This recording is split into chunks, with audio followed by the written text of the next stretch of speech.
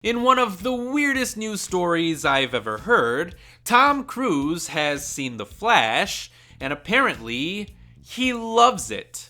According to The Hollywood Reporter, Tom Cruise had a conversation with Warner Bros. Discovery CEO David Zaslav, which led to a private screening of the movie at Cruise's home in Beverly Hills, and Cruise was so impressed with the film that he called director Andy Muschietti out of the blue just to rave about it.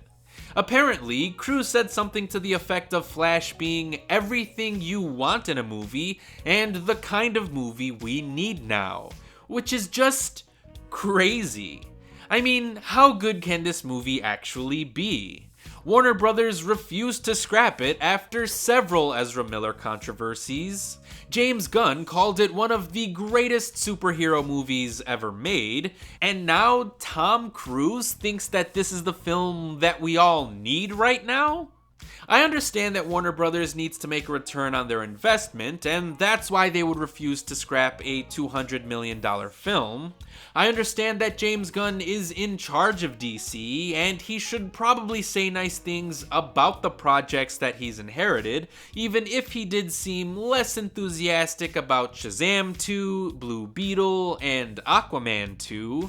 But I do not understand what Tom Cruise has to gain from saying that he loves The Flash. I mean, I have to assume that he genuinely means what he says, because I don't see what he would stand to benefit from doing anything like this. Like, why would he care? Is he familiar with The Flash as a character? Is he familiar with DC and the DCEU?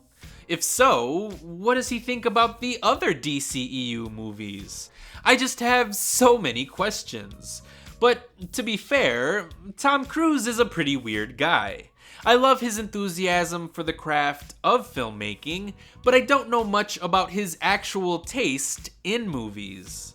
After all, he did say that he loved Tenet when that movie was in theaters, and while I personally like Tenet, I also know a lot of people who don't. So we'll just have to wait and see if The Flash really is as good as Tom Cruise says that it is when the movie gets released on June 16th.